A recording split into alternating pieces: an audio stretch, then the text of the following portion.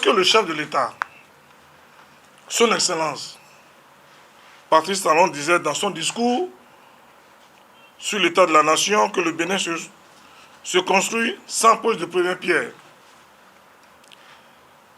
ni de coup de pioche et sans inauguration. Nous avons vu sur les médias quelques réactions injustifiées de certains adolescents politiques, pour ne pas dire embryons politiques. Mais eux-mêmes sont très bien conscients que le président de la République n'a dit que de la pure vérité. Oui, le Bénin se construit sans pose de première pierre. Et nous disons, oui, le Bénin a progressé depuis 2016. Sans visite théâtrale de chantier à laquelle Boni Yayi nous a habitués pendant 10 ans. Boni Yayi est devenu tristement célèbre pour les nombreux éléphants blancs sous différentes formes de sa calamiteuse décennie du pouvoir. Parce que moi qui vous parle, c'est l'ancien maire de la ville de Parakou qui vous parle. Je vous démontrerai par A plus B que c'est le voleur qui crie au voleur.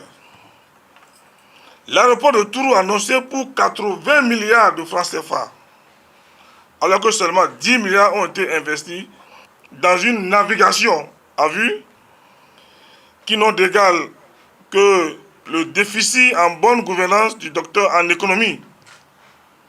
80 milliards décaissés, 10 milliards investis. Où sont passés les 70 milliards? C'est ça la bonne gouvernance? Le siège de l'Assemblée nationale, dont le chantier a reçu plusieurs visites de balades de santé de Boni Yayi, est unanimement reconnu aujourd'hui comme le musée national de la corruption. 24 milliards de francs CFA gâchis, dont Boni Yayi est le seul responsable pour manque de sérieux dans la gestion des affaires publiques. Et c'est ceux-là aujourd'hui qui viennent donner la leçon de bonne gouvernance. Sur la centrale électrique de Maria Gleta, un groupe financier qui atteint notre niveau d'illustration de la gouvernance sans vision, sans boussole, ni planification, dont Boni Yayi était le dépositaire de 2006 à 2016. Centrale qui, nous vous le rappelons, depuis 2018 est entièrement reconstruite et qui produit aujourd'hui de l'électricité grâce à la volonté féroce du président Patrice Talon. Le projet des logements sociaux conduit avec un amateurisme sans commune mesure, dont les premières pierres ont été posées, reposées, mais devenir par la suite le nid des Magouya, des chantiers abandonnés de Lokossa, de Parakou, pour ne citer que ceux-là. C'est ceux-là qui viennent donner des leçons. Je dis non, le peuple béninois n'est pas amnésique. Le projet de construction d'usines de transformation de produits agricoles, un fiasco total. Par rapport aux cantines scolaires, c'est qu'avant l'avènement de Patrice Talon, le taux de couverture était à 7%. Aujourd'hui, c'est à plus de 80%. C'est tout ça qui gêne, qui dérange. En 2026, on fera le point et comparer les décennies 2006-2016 et 2016-2026 pour voir entre le président de la République, Patrice Guillaume Antoine Talon, et Boni Yayi, qui a tiré le Bénin vers le haut et qui a tiré le Bénin vers le bas. Vous savez comment Gbagbo a été arrêté? Adolphe Landé, vous savez comment il a été arrêté? Donc en matière du principe de séparation du pouvoir et du respect de séparation du pouvoir, le président Talon est un exemple. Que devons-nous comprendre de l'expression refonte totale de tout le système, quand toute la mouvance actuelle au pouvoir s'applique à dire que tout va bien et qu'il n'y a aucun problème, en réponse à la requête du parti Les Démocrates et les autres partis de l'opposition qui souhaitent un dialogue politique national. Le thème « Assemblée constituante » a une signification juridique très précise et historiquement chargée. Utiliser ce thème pour décrire des réunions exclusivement composées de membres de la mouvance au pouvoir, sans inclusion ni dialogue avec l'ensemble des forces politiques du pays, constitue une grave dérive.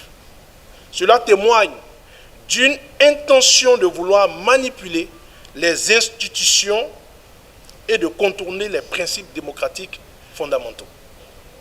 Le refus du dialogue national et la préférence accordée à des discussions internes au sein de la mouvance au pouvoir révèlent une démarche où la ruse et la rage prévalent sur l'intérêt national. Ces agissements menacent la stabilité politique et l'intégrité de notre système démocratique. Dans son adresse aux femmes de Cotonou, venues lui présenter leurs vœux de nouvel an, le président du parti Les Démocrates, le docteur Thomas Boniaï, a affirmé la position de notre parti face à tout ce qui se dessine.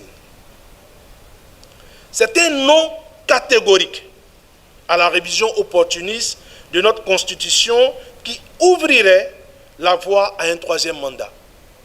Le parti Les Démocrates ne trahira jamais le peuple béninois. Il ne participera à aucune manœuvre de révision constitutionnelle qui ferait le lit à un troisième mandat ou à un troisième mandat déguisé. Notre parti n'a oublié aucune des promesses qu'il a faites à notre peuple lors de sa création.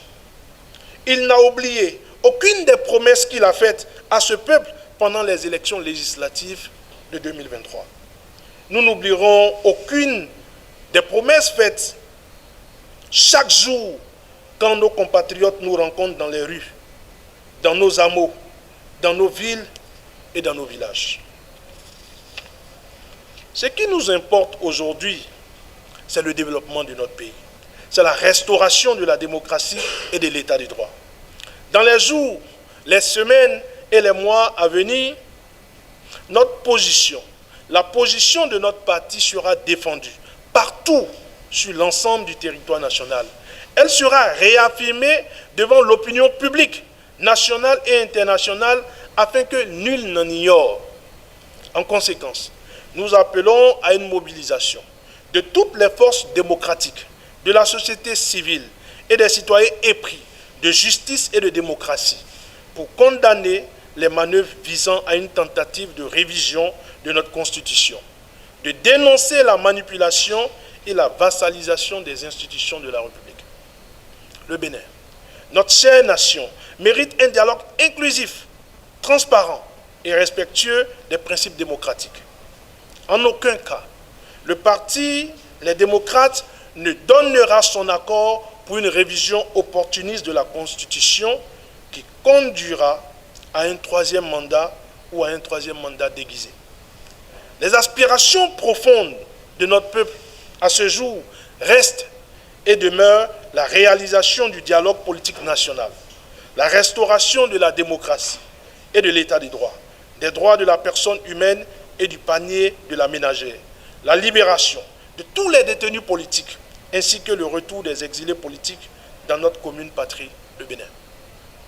Au parti Les Démocrates, nous restons vigilants et très engagés pour le respect du principe de la séparation des pouvoirs et la préservation de l'indépendance des institutions de la République. Non à une révision opportuniste de notre Constitution, non à la vassalisation des institutions de la République. Vive la démocratie, vive le Bénin et que Dieu bénisse le Bénin. Je vous remercie. Je suis une vendeuse de téléphones portables. Je suis restée jusqu'à 21 h avant de fermer. Avant, ce n'était pas comme ça. Tout était noir. Bon, nous étions dans l'insécurité. Les vols par-ci, il y avait ça. Mais maintenant, bon, ça va.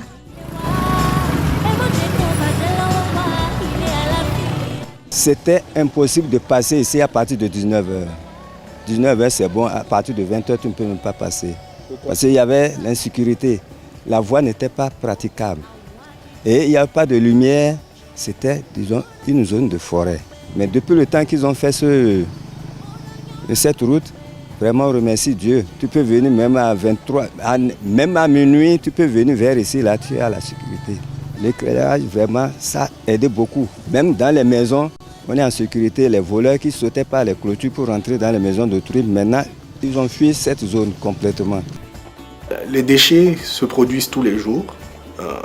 C'est une activité très dynamique et qui est alignée sur le comportement des différents producteurs de déchets. Donc il n'y a pas un moment où l'on s'arrête, il n'y a pas un moment où on a la formule. C'est continuellement un ajustement et une adaptation au comportement des différents producteurs de déchets. Un de nos slogans, c'est « Nos villes sont nos maisons ». Et quand on comprend ce slogan, on comprend que c'est tout le monde, tout citoyen est acteur de la gestion des déchets, de la salubrité et a son rôle, sa partition à jouer. Le premier objectif, c'est la protection contre l'érosion marine. Éviter que l'avancée de la mer ne détruise nos habitats et nos établissements humains. Ça, c'est fait.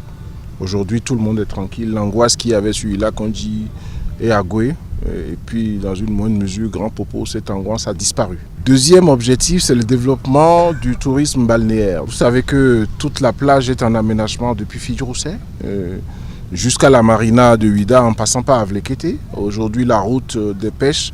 Nous allons indiquer aux populations comment installer des activités économiques sur la plage. Les gens vont faire du sport, les gens vont venir se reposer, il y aura du loisir. Djondji Hunklo, en fait, c'est un point stratégique de l'ensemble lacustre et chenaux du lac Aémé, dont nous avons lancé les travaux de dragage il y a un peu plus de 2 ans maintenant, pour décongestionner un peu cet écosystème lagunaire. Vous savez que le lac Aémé et ses chenaux sont complètement comblés, engorgés. Et donc ça empêche cet écosystème de fonctionner normalement, de produire du poisson. Là, nous sommes sur une opération de dragage pilote de 200 hectares qui dure. Et vous savez ce que ça coûte? Plus de 20 milliards de nos francs. En fait, il a essayé d'identifier la zone critique, la zone la plus critique, pour comme déboucher, décoincer, et ensuite on interviendra progressivement sur d'autres zones en péril. Il y a encore des infrastructures comme des passerelles, comme des débarcadères qui vont être construits. Ce n'est pas encore fait. Mais déjà nous sommes dans la dynamique d'évaluer après le projet quels sont les travaux confortatifs qu'il faut faire pour rendre ce dragage durable et pérenne. Nous sommes dans un dialogue permanent avec les populations parce que ce que nous faisons ici, c'est d'abord pour améliorer l'écosystème, c'est ensuite pour améliorer leurs conditions de vie parce que ça a un volet pas seulement environnemental, ça a un volet économique parce qu'il s'agit de zones de production halieutiques et ensuite permettre que la vie sociale se développe dans de meilleures conditions. Il y a eu quelques impacts négatifs qui ont été pris en charge. J'ai continué la discussion avec les populations pour m'imprégner moi-même directement de ces impacts-là et de la façon dont nous allons poursuivre le dialogue pour solder de façon très positive, mais définitivement tous ces problèmes-là. Mes impressions sont que le projet s'est mené dans les meilleures conditions techniques et de respect.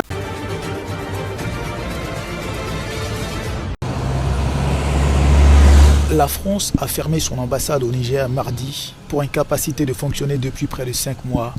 Une fermeture qui sonne la fin d'un bras de fer entre Niamey et Paris. Dans la capitale du Niger, l'on prône désormais la réciprocité. Nous sommes dans le cadre d'une relation bilatérale entre 2 États, la France et le Niger. Si la France estime que ses intérêts n'existent plus au Niger et qu'elle décide de fermer ses frontières, je crois que la réciprocité voudrait que le Niger aussi de son côté crée les conditions de la fermeture de son ambassade. À partir de cet instant où nous nous sommes dit que désormais nous nous inscrivons dans une logique d'une indépendance totale, d'une indépendance comme son nom l'indique, il va falloir qu'on les sente dans les actions et dans les actes de tous les jours. Le bâtiment de l'ambassade désormais inoccupé, le M62 se félicite. Cette ambassade aurait dû être fermée depuis fort longtemps par nos autorités.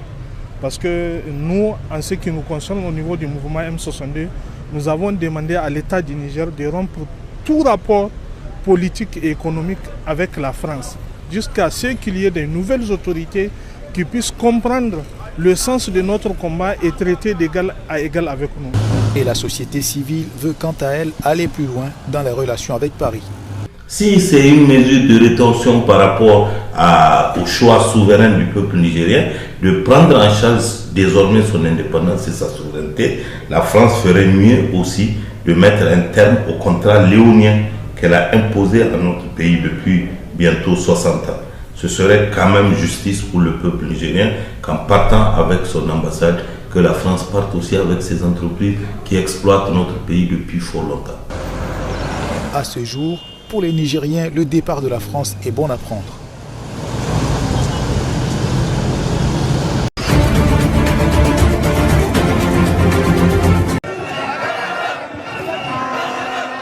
La Russie a rouvert jeudi son ambassade au Burkina Faso, poursuivant ainsi son rapprochement avec ce pays sahélien dirigé par un régime militaire depuis l'année dernière.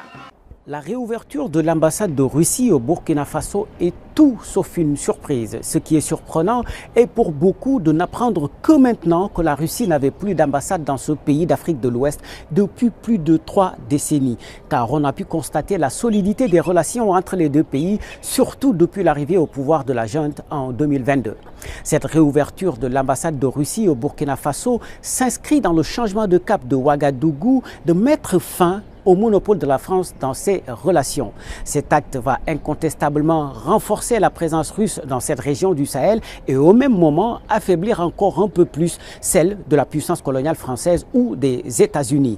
Le retour de l'ambassade de Russie au Burkina Faso a en tout cas été très bien accueilli dans ces pays eu égard au sentiment anti-français ou d'une manière générale au sentiment anti-occidental qui s'est emparé des esprits dans cette partie du continent. Il va de soi donc que ce retour de l'ambassade russe au Burkina Faso va rebattre davantage les cartes dans cette région du Sahel, de plus en plus sous influence russe, que ce soit sur le plan économique, politique, mais aussi militaire. Avec le retour prochain d'un ambassadeur au Burkina Faso, le renforcement des liens avec le Mali et le rapprochement avec le Niger, mais surtout le départ de la France de ces 3 pays, ce ne serait pas exagéré d'affirmer que la Russie est peut-être sur le point de devenir le nouveau maître du Sahel. Je suis Wahani Johnson Sambou, correspondant au Sénégal pour Africa News. En octobre dernier, les deux pays avaient signé un accord pour la construction d'une centrale nucléaire russe au Burkina Faso où moins d'un quart de la population a accès à l'électricité.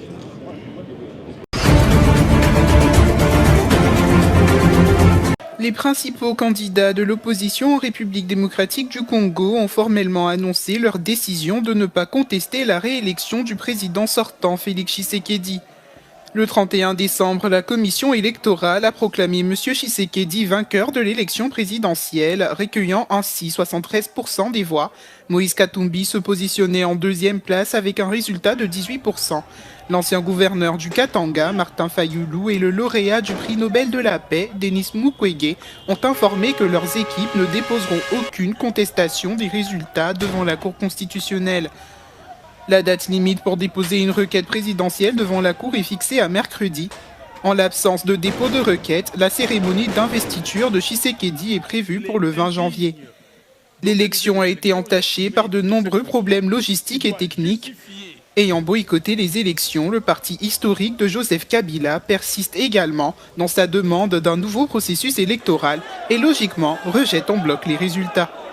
Toutefois, la question qui se pose désormais est de savoir si Félix Tshisekedi saura utiliser sa victoire, bien que contestée, pour lutter contre le fléau de la corruption et réconcilier le pays, condition indispensable à une authentique lutte contre la pauvreté et en faveur de l'unité.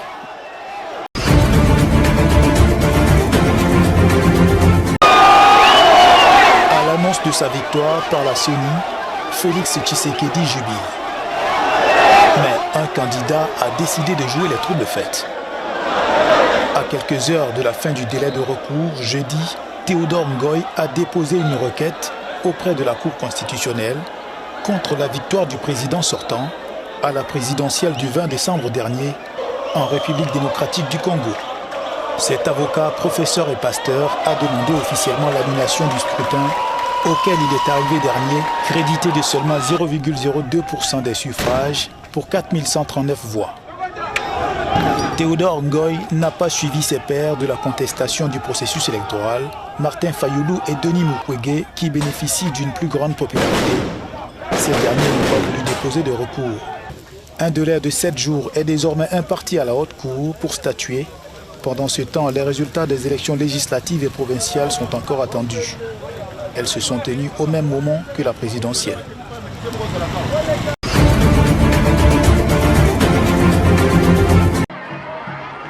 Des milliers de Somaliens se sont rassemblés au stade Kony mercredi à Mogadiscio pour protester contre l'accord récent entre l'Éthiopie et le Somaliland sur les contrats de location maritime et portuaire. Cet accord accorderait à l'Éthiopie un bail exclusif sur la mer pendant 50 ans, suscitant des inquiétudes quant à la souveraineté somalienne. Tout d'abord, nous dirons à l'Éthiopie de cesser son intervention en Somalie. Bien que la Somalie soit un pays souverain avec des frontières bien établies et reconnues par les Nations Unies, je leur dirai de se comporter correctement et de suivre les règles.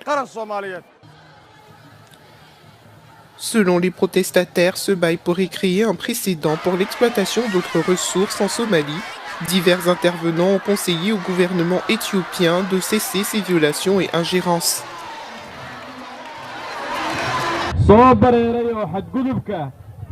Le gouvernement fédéral trouve inacceptable d'être ignoré par un premier ministre éthiopien qui rabaisse le rôle de notre gouvernement fédéral en le délégitimant.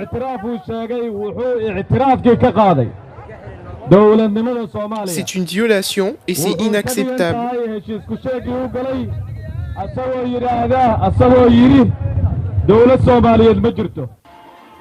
Sur la scène, les manifestants somaliens ont scandé des slogans et brandi des banderoles exprimant leurs craintes quant à l'impact de cet accord sur les intérêts nationaux de la Somalie, ainsi que sur leurs moyens de subsistance.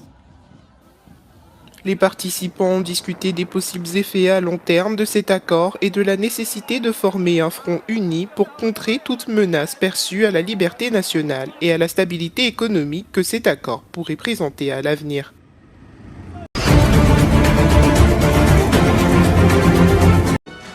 Le président égyptien Abdel Fattah al-Sisi a manifesté son engagement à soutenir la Somalie dans le contexte d'un conflit avec l'Éthiopie concernant un accord relatif à l'accès maritime avec le Somaliland. L'Éthiopie a conclu lundi dernier un accord permettant l'utilisation d'un de ses ports maritimes par le Somaliland, suscitant ainsi des critiques émanant de la Somalie. Cette dernière, considérant le Somaliland comme une partie intégrante de son territoire, a condamné cet accord, le qualifiant d'acte d'agression et de violation de sa souveraineté. Bien que le Somaliland se soit séparé de la Somalie en 1991, il n'est pas internationalement reconnu en tant qu'État indépendant. Au cours d'une conversation téléphonique avec le président somalien Hassan Sheikh Mahmoud, le président al-Sisi a affirmé la position ferme de l'Égypte en faveur du soutien à la Somalie, de sa sécurité et de sa stabilité, selon les dires du porte-parole de la présidence égyptienne.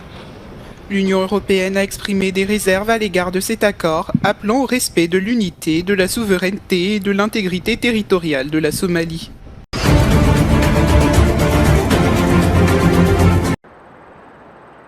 Le Conseil de sécurité de l'ONU tiendra ce mercredi une réunion d'urgence pour discuter de la sécurité dans la mer Rouge. Cette réunion vient à la suite d'une série d'attaques menées par les rebelles Houthis basés au Yémen contre des navires dans cette voie navigable. Depuis octobre, les Houthis multiplient les attaques de drones, de missiles et de bateaux ciblant ce qu'ils disent être des navires liés à Israël ou voyageant vers l'État hébreu. Les combattants yéménites affirment qu'ils agissent en solidarité avec les Palestiniens de Gaza. Ces attaques ont suscité des réponses militaires de la part des forces américaines et britanniques. En effet, les États-Unis ont mis en place une coalition de pays pour tenter de protéger ces voies de navigation clés.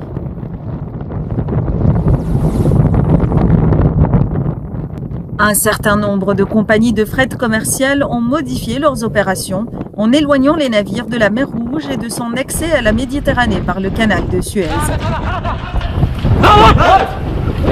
Les navires marchands empruntent à la place une route plus longue, autour de la pointe sud de l'Afrique.